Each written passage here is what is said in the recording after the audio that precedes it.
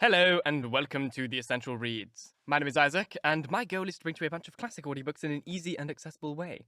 I hope that everyone has had a lovely holiday season and that the new year is going well so far. I don't know if any terrible events have happened yet, but probably, because it's the world. So hopefully I can distract you with a new book. This is a book that I've wanted to narrate for quite a while now, and a book that is an incredible classic, and I'm thinking about doing other works by the other sisters, but this is Wuthering Heights by Emily Brontë. I'm also doing this book because, again, there's another adaptation that is supposedly coming out in the next couple of years, and like with the adaptation of Oscar Wilde's The Picture of Dorian Gray that is supposedly coming to Netflix, I also have problems with this adaptation. It's being done by Emerald... I'm not good at last names, but the person who wrote and did, I think she wrote anyway, or the person that at least directed Saltburn. She's cast someone from the movie Saltburn in the film, and I think it is a terrible casting choice because the principal character of this book, Heathcliff, or at least one of the main guys in this thing, is very racially ambiguous. The character of Heathcliff in this book, who is one of the main characters, is going to be played by Jacob Elordi, who I don't have any issues with, except for the fact that he's not Romani. I think he's fine as an actor. He's very tall. He's totally fine as an actor, and I think he could do other roles perfectly well. But this is not the role for him. It needs to be played by someone who is racially ambiguous, preferably Romani, of which there are a lot of Romani people in the UK who need opportunities like this one. And, give them an opportunity instead of, tall Australian white boys. I say this as being a tall Australian white boy. I'm half Australian, I spent 11 years there. We don't need more opportunities than we get, so give it to someone who really does, like a Romani. Anyway, I've wasted 2 minutes of your time. Let's get into the book. Quickly, there are two narrators pretty much throughout this book, so the perspective is going to change a couple of times while this is going on. Nowhere near as much as it did in Dracula. Please check out my audiobook for that. You can click up here, I think, or here. One of the sides, I'll put a link to it. I did a great job with that. I'm really proud of that audiobook, so check it out. But the perspective will change. The voices of the narrator will thus change with it. Little warning for that now. But let's begin. Wuthering Heights by Emily Brontë. Chapter 1. 1801. I've just returned from a visit to my landlord, the solitary neighbour that I shall be troubled with. This is certainly a beautiful country. In all England, I do not believe I could have fixed on a situation so completely removed from the stir of society. A perfect misanthropist's heaven. And Mr. Heathcliff and I are such a suitable pair to divide the desolation between us. A capital fellow. He little imagined how my heart warmed towards him when I beheld his black eyes withdrawn so suspiciously under their brows as I rode up, and when his fingers sheltered themselves with jealous resolution still furthered in his waistcoat as I announced my name. Mr. Heathcliff? I said. A nod was the answer. Mr. Lockwood, your new tenant, sir. I do myself the honour of calling as soon as possible after my arrival to express the hope that I have not inconvenienced you by my perseverance in soliciting the occupation of Thrushcross Grange. I heard yesterday you had some thoughts. Thrushcross Grange is my own, sir, he interrupted, wincing. I should not allow anyone to inconvenience me if I could hinder it. Walk in. The walk in was uttered with closed teeth, and expressed the sentiment, go to the deuce. Even the gait over which he leant manifested no sympathizing movement to the words, and I think that circumstance determined me to accept the invitation. I felt interested in a man who seemed more exaggeratedly reserved than myself. When he saw my horse's breast fairly pushing against the barrier, he did pull out his own hand to unchain it, and then sullenly preceded me up the causeway, calling as we entered, Joseph, take Mr. Lockwood's horse, and bring up some wine. Here we have the whole establishment of domestics, I suppose, was the reflection suggested by this compound order. No wonder the grass grows up between the flags, and the castle are only hedge cutters. Joseph was an elderly, nay, an old man. Very old, perhaps, though hale and sinewy. The Lord help us, he soliloquized in an undertone of peevish displeasure, while relieving me of my horse, looking meantime in my face so sourly that I charitably conjectured he must have need of divine aid to digest his dinner, and his pious ejaculation had no reference to my unexpected advent. Wuthering Heights is the name of Mr. Heathcliff's dwelling, Wuthering being a significant provincial adjective, descriptive of the atmospheric tumult to which its station is exposed in stormy weather. Pure bracing ventilation they must have up there at all times indeed. One may guess the power of the north wind blowing over the edge by the excessive slant of a few stunted firs at the end of the house, and by a range of gaunt thorns all stretching their limbs one way, as if craving alms of the sun. Happily, the architect had the foresight to build it strong. The narrow windows are deeply set in the wall, and the corners defended with large jutting stones. Before passing the threshold, I paused to admire a quantity of grotesque carving lavished over the front, and especially about the principal door, above which, among a wilderness of crumbling griffins and shameless little boys, I detected the date 1500, and the name Hareton Earnshaw. I would have made a few comments and requested a short history of the place from the surly owner, but his attitude at the door appeared to demand my speedy entrance, or complete departure, and I had no desire to aggravate his impatience previous to inspecting the penetralium.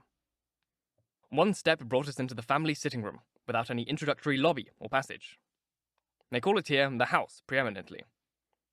It includes kitchen and parlour generally, but I believe at Wuthering Heights the kitchen is forced to retreat altogether into another quarter. At least I distinguished a chatter of tongues and a clatter of cutlery utensils deep within. And I observed no signs of roasting or boiling or baking about the huge fireplace, nor any glitter of copper saucepans and tin cullenders on the walls. One end, indeed, reflected splendidly both light and heat from ranks of immense pewter dishes, interspersed with silver jugs and tankards, towering row after row on a vast oak dresser to the very roof. The latter had never been underdrawn. Its entire anatomy lay bare to an inquiring eye, except where a frame of wood laden with oatcakes and clusters of legs of beef, mutton, and ham concealed it. Above the chimney were sundry villainous old guns and a couple of horse pistols, and, by way of ornament, 3 gaudily painted canisters disposed along its ledge. The floor was of smooth white stone, the chairs high-backed, primitive structures, painted green, 1 or 2 heavy black ones lurking in the shade. In an arch under the dresser reposed a huge liver-coloured bitch-pointer, surrounded by a swarm of squealing puppies, and other dogs haunted other recesses.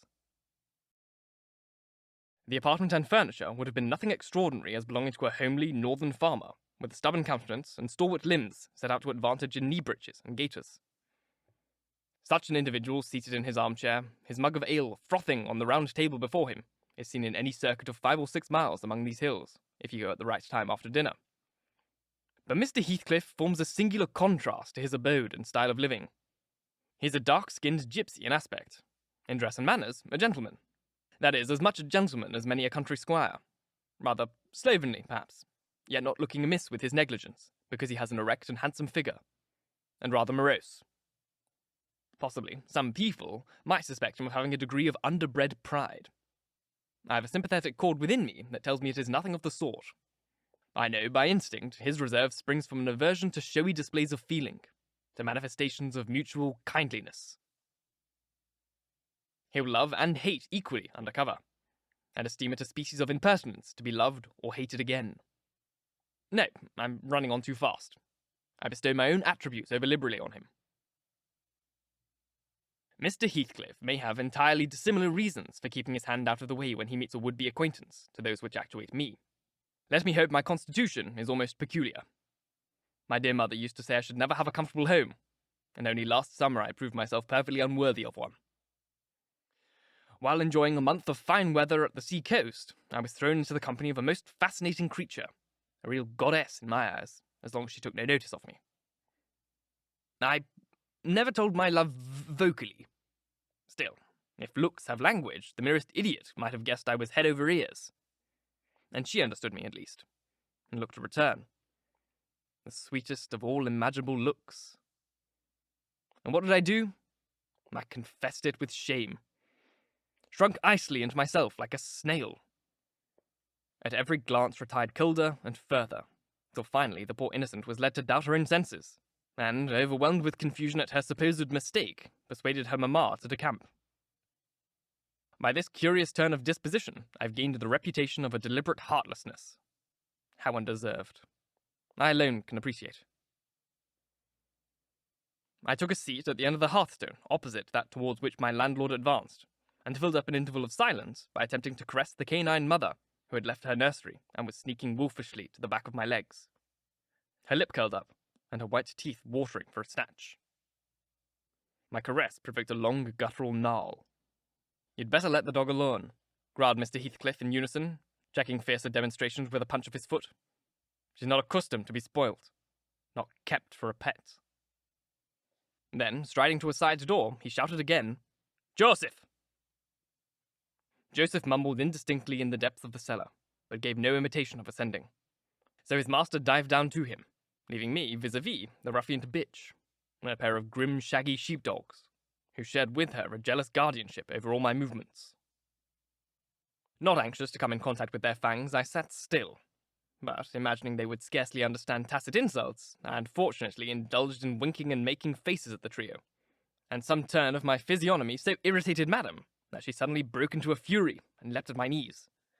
I flung her back and hastened to interpose the table between us. This proceeding roused the whole hive. Half a dozen four-footed fiends of various sizes and ages issued from hidden dens to the common centre.